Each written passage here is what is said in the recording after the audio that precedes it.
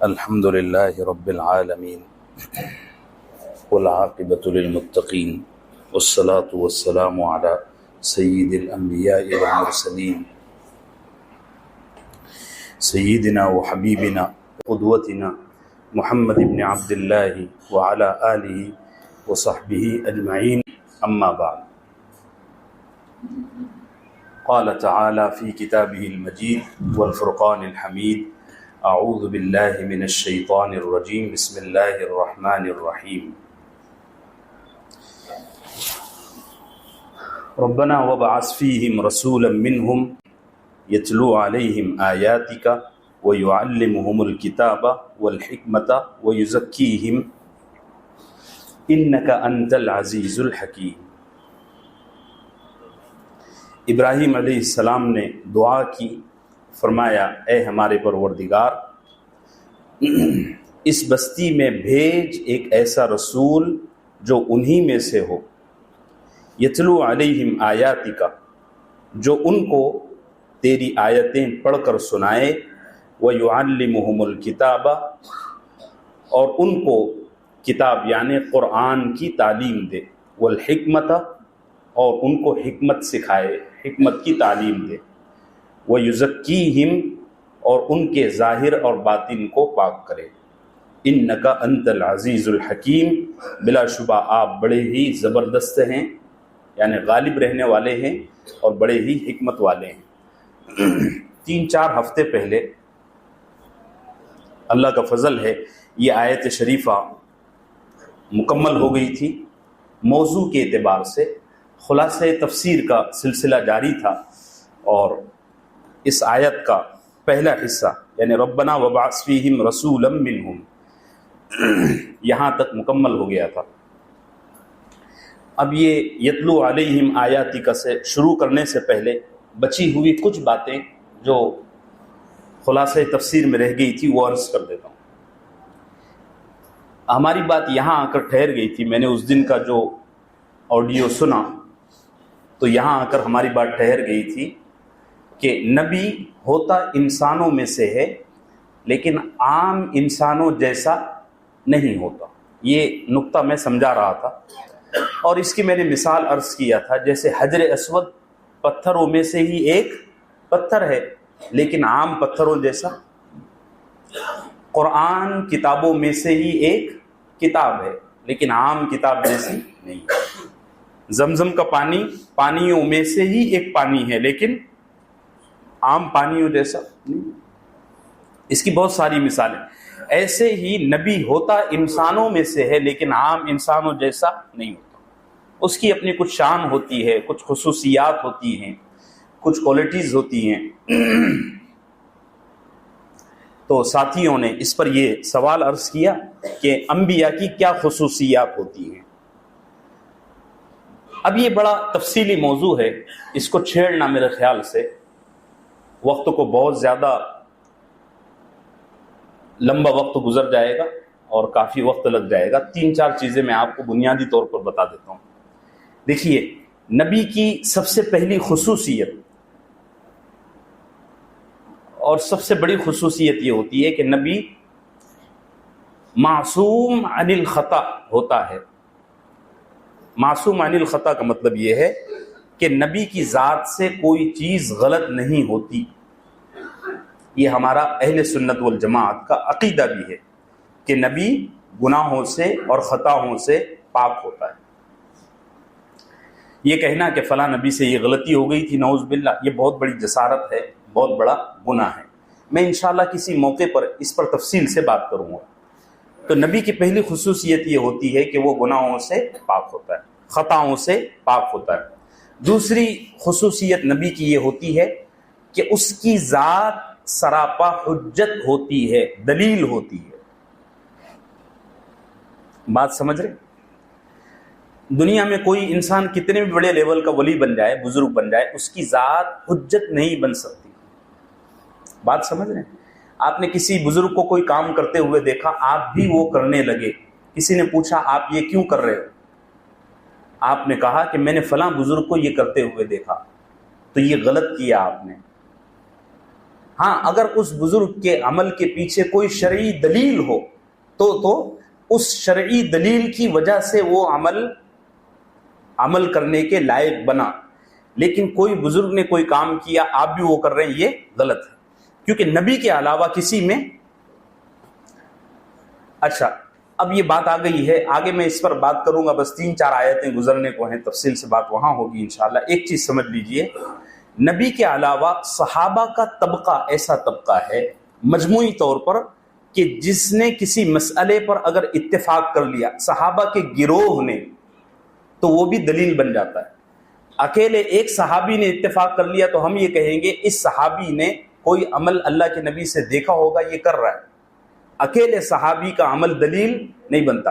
صحابی کا گروہ، صحابہ کی جماعت کوئی عمل کر لے وہ دلیل بن جاتی ہے. مثال کے طور پر ہم لوگ ہر سال رمضان شریف میں 20 رکعت تراویح پڑھتے ہیں. اس 20 رکعت تراویح کو باجماعت پڑھنے کو حضرت عمر رضی اللہ عنہ نے شروع کیا اور تمام صحابہ نے اس پر کیا کر لیا؟ اتفاق کر لیا، سب ایگری ہو گئے. صحیح بخاری میں بھی یہ چیز موجود ہے. تو میں کیا عرض کر رہا تھا کہ نبی کی ذات سراپا دلیل ہوتی ہے، وہ جو کام کرے وہ چیز شریعت میں دلیل بن جاتی ہے. یہاں تک کہ اگر کسی کام پر نبی خاموشی اختیار کر لے وہ بھی دلیل بن جاتی ہے. مثال کے طور پر آپ کو احادیث میں اور سنت کی کتابوں میں بے شمار مثالیں ایسے مل جائے گی، میں بات پھیلاؤں گا تو اور باتیں نکلتی جائے گی. آپ اتنا سمجھ لو کہ کسی صحابی نے کوئی کام کیا، وہاں نبی کریم صلی اللہ علیہ وسلم موجود تھے، آپ نے اس کے کام کو دیکھا لیکن اس کو روکا نہیں، تو وہ کام بھی جائز ہو گیا.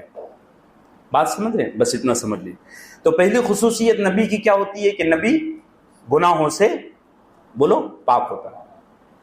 نبی کے علاوہ کسی کو کہنے کا حق نہیں ہے کہ میں گناہوں سے پاک ہوں، ٹھیک ہے. اور دوسری خصوصیت یہ ہوتی ہے نبی کی کہ نبی سراپا حجت ہوتا ہے. نبی کی تیسری خصوصیت یہ ہوتی ہے کہ نبی کے مقام اور مرتبے کو کوئی غیر نبی نہیں پہنچ سکتا. بات سمجھ رہے میرے عزیز؟ چاہے عمل کتنا بھی کر لے وہ اس کے مقام کو نہیں پہنچ سکتا. اب میں اس کی آپ کو ایک مثال دوں. اللہ کے نبی صلی اللہ علیہ وسلم کی ساری حیات مبارکہ میں آپ کے ہاتھ پر کتنے لوگوں نے اسلام قبول کیا؟ بولو، ارے بولو نا بھائی. 1,24,000. ٹھیک ہے.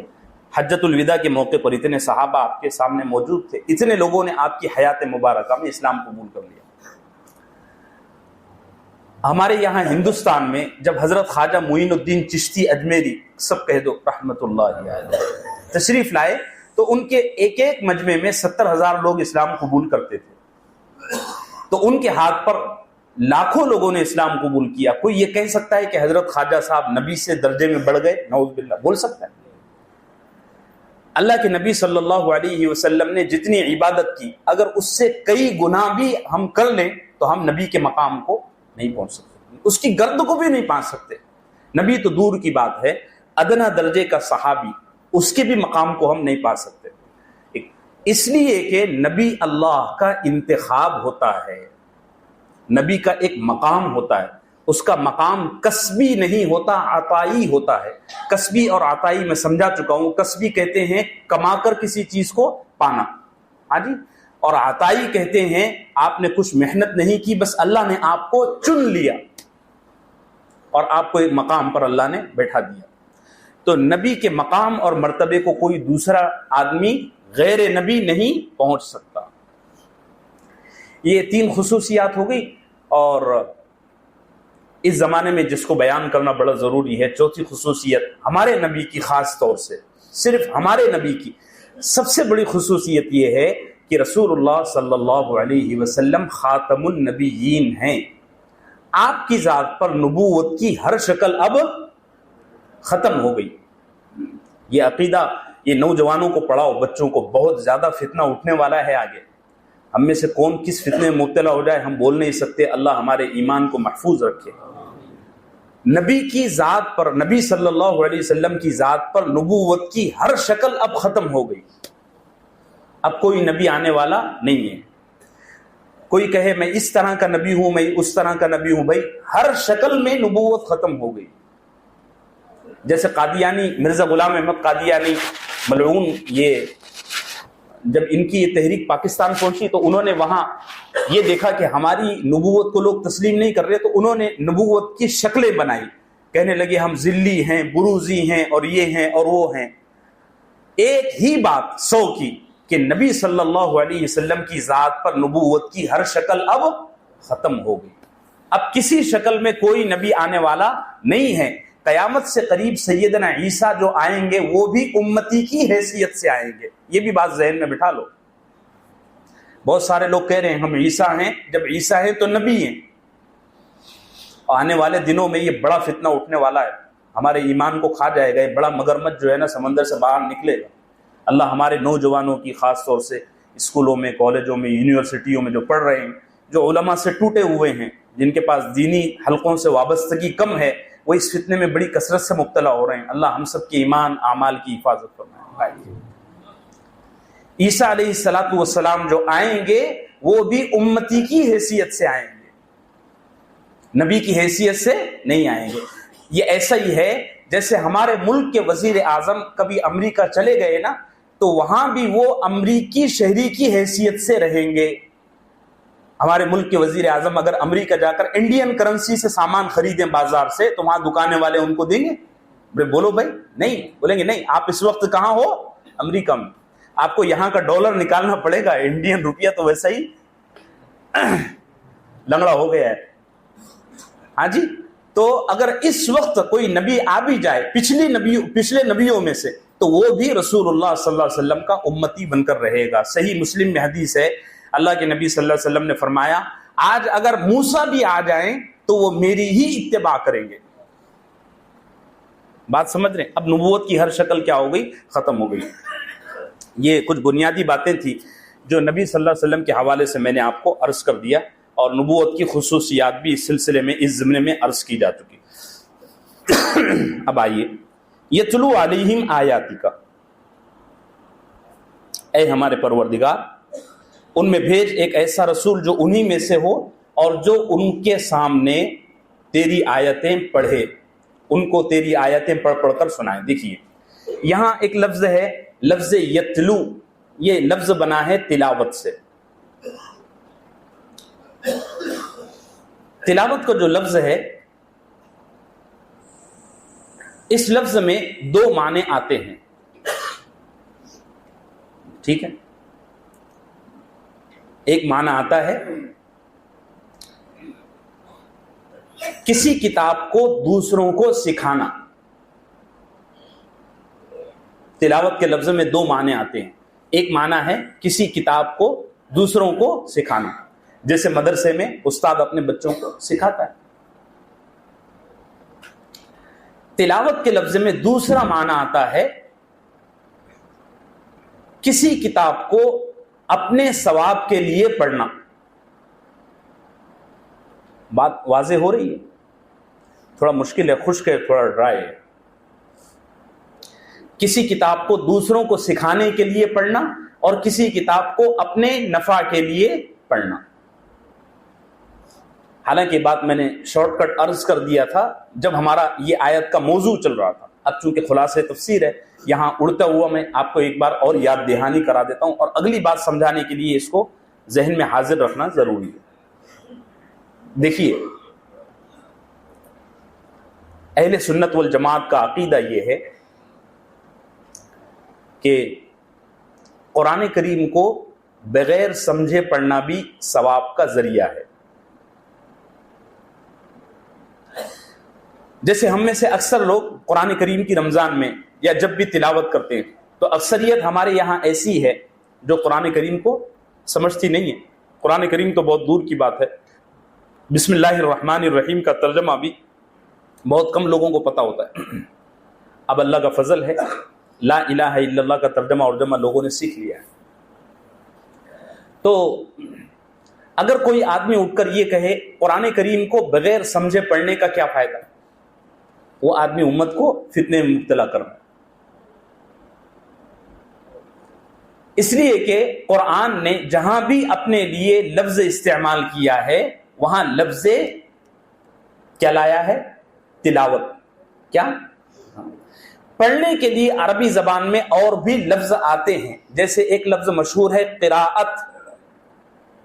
قراءت کہتے ہیں ایسا پڑھنا جس کے پڑھنے پر کوئی ثواب بولو نہ ہو، بس اس کو پڑھا جا رہا ہے.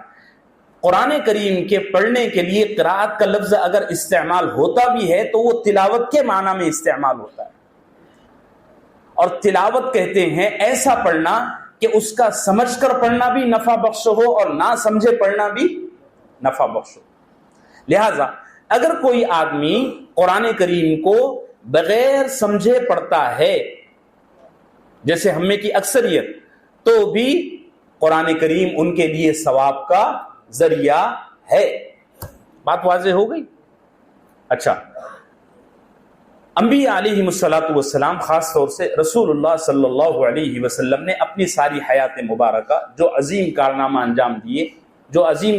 انجام دیے ان میں سے ایک بڑا یہ بھی ہے کہ جو کتاب آپ پر نازل ہوئی اس کتاب کو آپ نے نہ صرف پڑھا بلکہ دوسروں کو پڑھایا بھی ہے، صحابہ اکرام کو پڑھایا بھی ہے. اور آج بھی یہ سلسلہ ہمارے یہاں مدارس میں، مکاتب میں اور گھروں میں یہ سلسلہ کیا ہے؟ جاری ہے. بات واضح ہو گئی؟ اب آئیے، یتلو علیہم آیاتک ویعلمہم الکتاب، اور ان کو کتاب سکھائے. یعلمہم تعلیم، میں نے کہا تھا ٹیچنگ، سکھانا.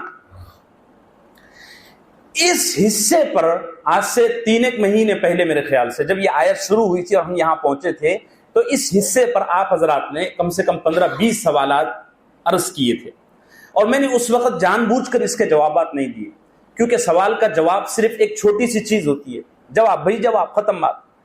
حالانکہ اس کے پیچھے ایک بڑا مضمون ہے جو میں آپ کو انشاءاللہ ابھی بورڈ پر کھڑے ہو کے سمجھا دیتا ہوں، اور ایک ایسی تقریر اور ایسی تشریح عرض کر دیتا ہوں کہ امید ہے آپ سب حضرات کے سوالات کے جوابات اس تشریح میں آپ کو مل جائیں گے.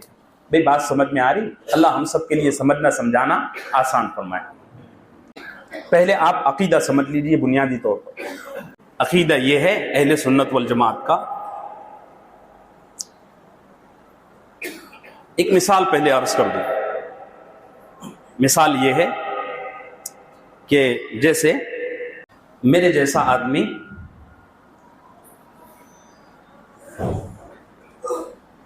بیس 25 کتابیں پڑھ کر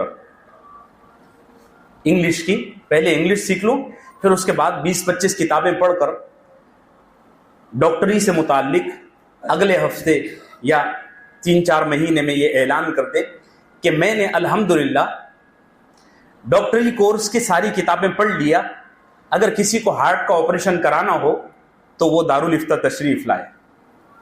heart surgery, open heart surgery. آپ میں سے کتنے لوگ میرے پاس آپریشن کے لیے آئیں گے؟ ذرا ہاتھ اونچا کریں. جی آئے گا کوئی؟ آپ کیا کہیں گے؟ مولانا آپ نے صرف کتابیں پڑھی ہے، نہ کسی ماہر استاد سے، نہ کسی اچھے کالج سے کچھ پڑھا ہے اور نہ کچھ سیکھا ہے کسی اچھے استاد سے. آپ نے صرف کیا ہے؟ اسٹڈی کر لی ہے. بھئی بات سمجھ رہے ہیں؟ حالانکہ میں نے وہ ساری کتابیں، ساری بکس پڑھ لی ہیں جو امریکہ کی یونیورسٹی میں ہارٹ کے ڈاکٹر کو پڑھائی جاتی ہے. اس کے باوجود کوئی میرے پاس آپریشن کے لیے دارالفتہ میں آئے گا؟ بولیے. ارے بھئی آئے گا؟ کیوں نہیں آئیں گے؟ آپ وجہ بیان کریں. جی آپ بولیں کیوں نہیں آئے گا؟ ہاں جی ارے بولو یار. پریکٹیکل میں نے کسی ماہر ڈاکٹر سے تجربہ اور تربیت حاصل نہیں کی، صرف کتابیں پڑھا. اگلے ہفتے میں یہ اعلان کر دوں کہ میں نے کینسر کا علاج کا طریقہ سیکھ لیا ہے. جس کسی کو کسی پیشنٹ کا پتا ہو علاج کے لیے وہ دارالفتہ تشریف لائے. آپ آئیں گے؟ اس لیے کہ میں نے ڈاکٹری کے متعلق صرف کیا کیا ہے؟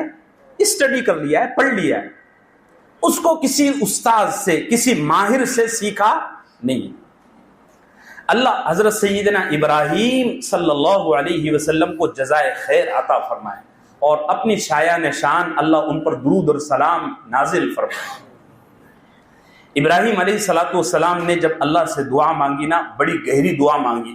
میں اسی لیے کہا کرتا ہوں جب سے یہ موضوع ہمارا چل رہا ہے کہ دعا کس طرح مانگنا ہے، یہ سیکھنے کے لیے ابراہیم علیہ الصلوۃ والسلام کی دعاؤں کو سمجھو۔ اور اسی لیے میں تقریباً دیکھو سال گزرتا آ رہا ہے، پچھلے سال رمضان سے پہلے موضوع شروع ہوا تھا، ایک سال گزرتا آ رہا ہے، سیرت ابراہیمی پر بات مکمل ہی نہیں ہو رہی ہے، اور ابھی بھی کئی پہلو تشنا ہیں۔ میں یہ سمجھانا چاہ رہا ہوں کہ اس وقت امت میں دو گروہ ہیں۔ ایک گروہ یہ کہتا ہے کہ قرآن کریم کو سمجھنے سمجھانے کے لیے صرف قرآن کی اسٹڈی کافی ہے۔ دیکھو بات غور سے سننا، بڑی دلچسپ بات ہے اور بہت اہم بات ہے، اور اگر آپ نے یہ سمجھ لیا تو انشاءاللہ آپ کئی طرح کی گمراہیوں سے اور گمراہیوں کے دروازوں میں داخل ہونے سے محفوظ ہو جائیں گے۔ اس وقت امت میں ایک طبقہ ایسا ہے جو یہ کہتا ہے کہ قرآن کریم کے متعلق تفسیر کی کچھ کتابیں پڑھ لو اور مفسر بن جاؤ۔ ایک طبقہ یہ کہتا ہے۔ الحمدللہ پورے ہندوستان میں، پاکستان میں، بنگلہ دیش میں اور عالم عرب تو الحمدللہ ہے ہی، بر صغیر میں اللہ کا فضل ہے، علماء دیوبند اور بریلوی اور اہل حدیث، یہ تین طبقوں کا اس بات پر اتفاق ہے کہ قرآن کریم سمجھنے سمجھانے کے لیے صرف مطالعہ، صرف اسٹڈی کافی نہیں ہے، بلکہ قرآن کریم سمجھنے سمجھانے کے لیے اہل حق متبع سنت علماء کی شاگردی ضروری ہے۔ جیسے ہارٹ کا آپریشن کرنے والا ڈاکٹر بننے کے لیے ضروری ہے کہ آپ کسی ماہر کالج میں ایڈمیشن لیں، ماہر ڈاکٹروں سے تربیت لیں، ان سے جا کر سیکھیں، اس کے بعد آپ دارالفتہ کو ختم کر کے وہاں ہارٹ کا دواخانہ بنا لیں، یا لیلاوتی ہاسپٹل میں اپنا ایک کیبن بنا لیں، وہاں پھر آپریشن کرتے پھریں۔ ٹھیک ہے بھئی، بات سمجھے؟ ایک طبقہ امت میں ایسا ہے، اچھا یہ آج سے نہیں ہے، پہلے سے سلسلہ چلا آ رہا ہے، جن کا یہ کہنا ہے کہ قرآن کریم سمجھنے سمجھانے کے لیے کسی استاد کے پاس جانے کی ضرورت نہیں ہے، آپ اپنے اسٹڈی سے، اپنے مطالعے سے قرآن کریم کو سمجھ بھی سکتے ہیں اور سمجھا بھی سکتے ہیں۔ یہ بات تو میں نے آپ کو عقلی انداز میں سمجھائی۔ اب ذرا دیکھو، 5 سال پہلے 2017 میں جب درس قرآن کا آغاز ہو رہا تھا، ہماری بات شروع ہو رہی تھی، اس وقت میں نے آپ کو علوم قرآن کے ضمن میں ایک بات بتائی تھی، اگر آپ میں سے کسی کو یاد ہو تو اس کی طبیعت مچل جائے گی انشاءاللہ۔ میں نے عرض کیا تھا کہ قرآن کریم کے کئی حصے ہیں، وہ حصہ جو نصیحت سے جڑا ہوا ہے، جس میں قرآن نصیحت کرتا ہے، اس حصے کو آپ اسٹڈی کے ذریعے بھی سمجھ سکتے ہیں، مطالعے کے ذریعے بھی آپ سمجھ سکتے ہیں۔ مثال کے طور پر حضرت سیدنا یوسف علیہ السلام کا قصہ آپ دیکھ لیں، اس قصے میں نصیحت کی باتیں ہیں، اگر کوئی آدمی چند اردو تفاسیر اور تراجم لے کر بیٹھ جائے اور پڑھ لے تو انشاءاللہ اس کے لیے عبرت کا سامان میسر ہو جائے گا۔ لیکن قرآن کریم کا ایک حصہ ایسا ہے کہ جب تک اس کو ماہر علماء سے نہ سمجھا جائے، وہاں تک آپ کو نہ وہ سمجھ میں آنے والا ہے، اور اگر آپ نے سمجھ بھی گئے تو ممکن ہے کہیں آپ دھوکہ کھا جائیں، اور لوگوں نے کھایا ہے۔ یہ چیز قرآن کریم نے بڑے گہرے انداز میں بیان کی ہے، اس کو کہتے ہیں امثال القرآن۔ امثال القرآن کا علم ایسا علم ہے کہ جب تک آپ کسی ماہر استاد سے، کسی ماہر عالم سے، کسی متبع سنت نائب رسول سے اس کا علم حاصل نہ کریں، وہاں تک آپ کو اس میں کچھ کہنے کا حق نہیں ہے۔ قرآن خود اپنے بارے میں کہتا ہے وَتِلْكَ الْأَمْثَالُ نَضْرِبُهَا لِلنَّاسِ وَمَا يَعْقِلُهَا إِلَّا الْعَالِمُونَ۔ قرآن کہتا ہے قرآن کی مثالیں یہ ایسا علم ہے کہ اس کو سمجھنے کے لیے عالم ہونا ضروری ہے۔ وَمَا يَعْقِلُهَا إِلَّا الْعَالِمُونَ۔ عالم عالم عالم عالم کا لفظ کہا ہے۔ جو لوگ یہ کہتے ہیں کہ قرآن سمجھنے کے لیے علماء کی شاگردی ضروری نہیں ہے، وہ امت میں گمراہی کا ایک بہت بڑا دروازہ کھول رہے ہیں۔ اللہ ہم سب کی ایسے لوگوں سے حفاظت فرمائے۔ میں کچھ مثالیں بھی آپ کو عرض کر دیتا ہوں۔ جیسے پاکستان میں ایک آدمی گزرے ہیں پرویز چکڑالوی، انہوں نے بعد میں احادیث مبارکہ کا انکار بھی کیا، اور بہت بڑی گمراہی کا دروازہ کھولا امت کے لیے، بڑی آزمائش وہ بنے۔ انہوں نے قرآن کریم کو گھر میں بیٹھ کر خود سے مطالعہ کر کے اسٹڈی کر کے سیکھا، انہوں نے پھر کتنے لوگوں کو گمراہ کیا، آپ کے علم میں ہونا چاہیے۔ لاکھوں لوگ فتنہ انکار حدیث میں مبتلا ہوئے، اور ان پر قرآن کے مطالعے کا ایسا نشہ اور ایسا بھوت سوار ہوا کہ وہ دھڑلے سے کہنے لگے کہ نہ صحیح بخاری نہ صحیح مسلم کی کوئی حدیث ہمارے لیے حجت ہے، صرف ہمارے لیے قرآن حجت ہے۔ اب احادیث کا انکار کرنا کتنی بڑی جسارت ہے، کتنی بڑی گمراہی ہے۔ اب اس کو اس آیت سے آپ سمجھیے۔ دیکھیے اللہ ابراہیم علیہ السلام کو جزائے خیر عطا فرمائے۔ ابراہیم علیہ السلام نے جب دعا کی نا تو کیا دعا کیا کہ اے اللہ ان میں ایک ایسا رسول بھیج جو ان کو کتاب سکھائے۔ ابراہیم علیہ السلام اگر یہ دعا کر دیتے کہ اے اللہ اس کعبے پر ایک کتاب کو بھیج دینا، مکے والے اپنے جی میں آئے گا تو پڑھ لیں گے اور پڑھ کر ماہر بن جائیں گے، ایسی دعا نہیں کی۔ دعا کیا کی کہ اے اللہ جو کتاب تو نازل کرے گا اس کو سکھانے والا بھی بھیج۔ معلوم ہوا کہ اس کتاب کو سیکھنے کے لیے استاذ کی، ارے بھئی یہی تو بات ہے نا، کلیئر ہو رہی بات، واضح ہو رہی ہے، میں جو کہہ رہا ہوں سمجھ میں آ رہی ہے؟ ہاں احمد بھائی آپ کو سمجھ میں آ گئی نا تو سب وصول ہو گیا، باقی آپ کی پرواہ نہیں ہے مجھے۔ جی اسی کو علماء نے کہا ہے قرآن کریم کو سمجھنے کے لیے دو سورسز کی ضرورت ہے، ایک ہے رجال اللہ اور ایک ہے کتاب اللہ۔ اچھا یہ بات بھی آپ ذہن میں رکھیے کہ قرآن کریم کو سمجھنے کے لیے ہم کو یہود اور نصارہ کے پاس نہیں جانا ہے، ورنہ آج کل بہت سارے لوگ گیان بانٹنے کے لیے بیٹھ گئے سوشل میڈیا پر۔ میں نے پہلے ہی آپ سے عرض کیا تھا کہ قرآن کریم کو سمجھنے سمجھانے کے لیے کسی بند کمرے میں یوٹیوب چینل پر ایک آدھ چینل کو سبسکرائب کر کے اس کے مسلسل دروس سنتے رہنا یہ بھی صحیح نہیں ہے۔ آپ کو باقاعدہ کسی متبع سنت اہل حق عالم کی تلمذ میں جانا، اس کی شاگردی کو اختیار کرنا ضروری ہے، تبھی جا کر آپ قرآن کی تفسیر کرنے کے حقدار ہوں گے۔ بھائی بات سمجھ میں آ رہی ہے میں کیا عرض کر رہا ہوں؟ ورنہ تو بہت سارے لوگ ہیں یوٹیوب پر وہ 5-10 منٹ کے کلپ سن کے مفسر بن گئے۔ لا حول ولا قوت، قرآن اتنا سستا ہے بھائی، جیسے جان کی حفاظت کرنے کے لیے ڈگریاں لینے کی اور علم حاصل کرنے کی اور تربیت حاصل کرنے کی ضرورت ہے، ایسے ہی ایمان کی حفاظت کے لیے قرآن کو سمجھنے کے لیے علماء کی اتباع ضروری ہے۔ یہ میں کیوں کہہ رہا ہوں کہ ربنا وبعث فیہم رسولا، ابراہیم علیہ السلام نے دعا کی کہ اے اللہ ان میں رسول بھیجنا، یہ نہیں کہا رجالا کہ ان میں کوئی آدمی بھیج دینا جو ان کو کتاب سکھا دے۔ معاملہ نارمل نہیں ہے، بات کلیئر ہو رہی ہے؟ رجالن نہیں کہا، رسولن کہا کہ اے ہمارے پروردگار جو استاذ ان کے پاس آئے گا وہ معمولی لیول کا آدمی نہ ہو بلکہ رسول ہو۔ اسی لیے آج علماء نے شرط لگائی ہے کہ قرآن کریم سمجھنے سمجھانے کے لیے متبع سنت اہل حق عالم کے پاس جانا ضروری ہے۔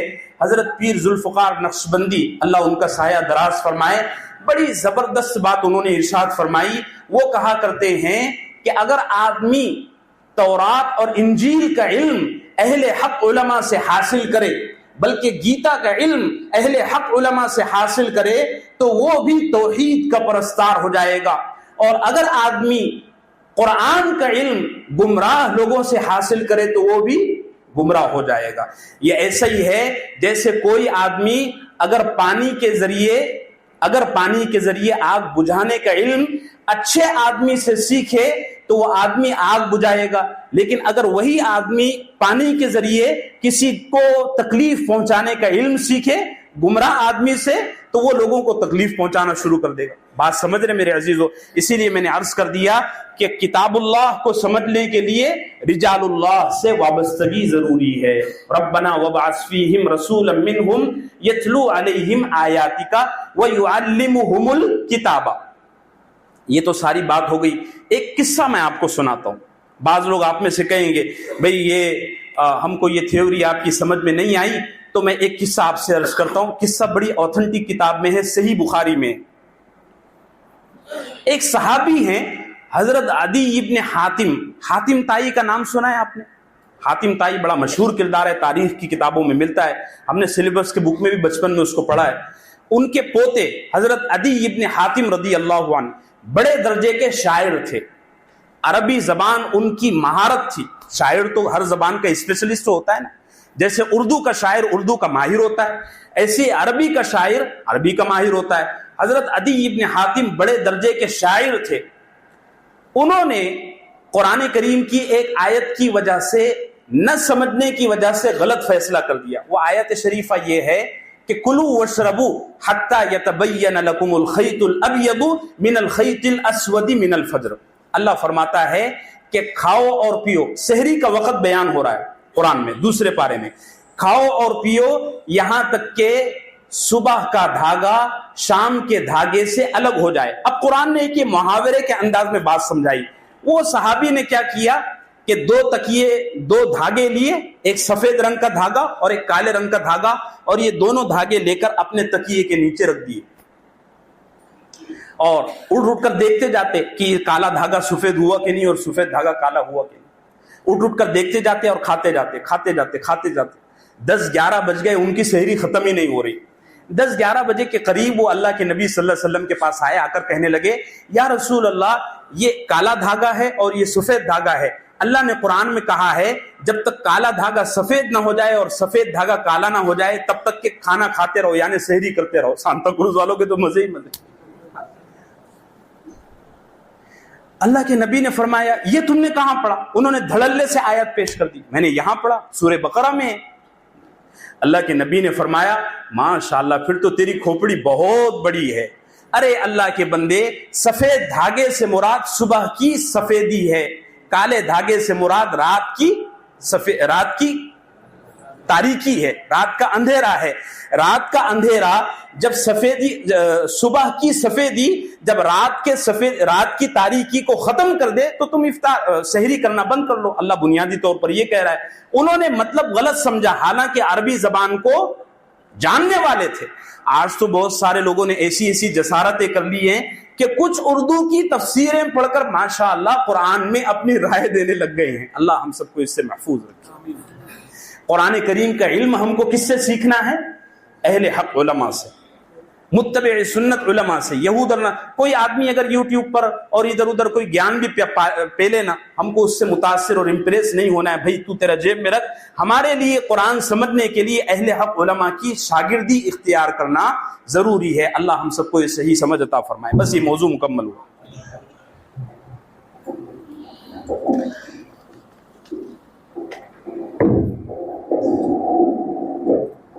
وَيُعَلِّمُهُمُ الْكِتَابَ وَالْحِكْمَةَ وَيُزَكِّيهِمْ. حکمت کے سلسلے میں نے ساری باتیں آپ سے عرض کر دی. حکمت کسے کہتے ہیں؟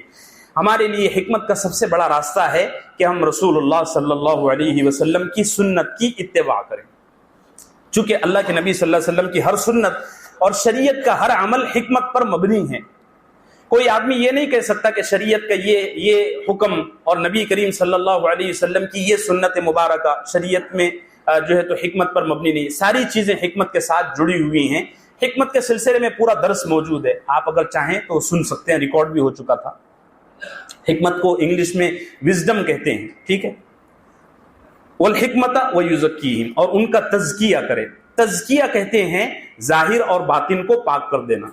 امام ابن قیم جوزی رحمۃ اللہ علیہ کا بڑا پیارا جملہ ہے کہ انسان اپنے ظاہر کو جتنا سنوارتا ہے اس سے زیادہ باطن کو سنوارنے کی فکر کرنے کی ضرورت ہے. اللہ ہم سب کو یہ نصیب فرمائے. انک انت العزیز الحکیم. بلا شبہ آپ ہی زبردست ہیں اور بڑی حکمت والے ہیں.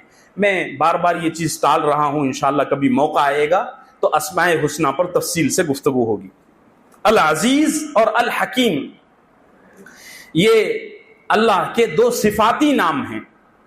العزیز اور الحکیم یہ اللہ کے دو صفاتی نام ہیں. جیسے کوئی آدمی محلے میں زید ہے، اس کا ذاتی نام زید ہے اور اس کا صفاتی نام ڈاکٹر صاحب ہے. ٹھیک ہے، بات سمجھ رہے ہیں؟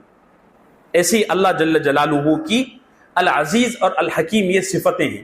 میں انشاءاللہ اس پر اسماء حسنہ پر جب بات ہوگی وہاں عرض کروں گا. اب صلی اللہ وسلم علی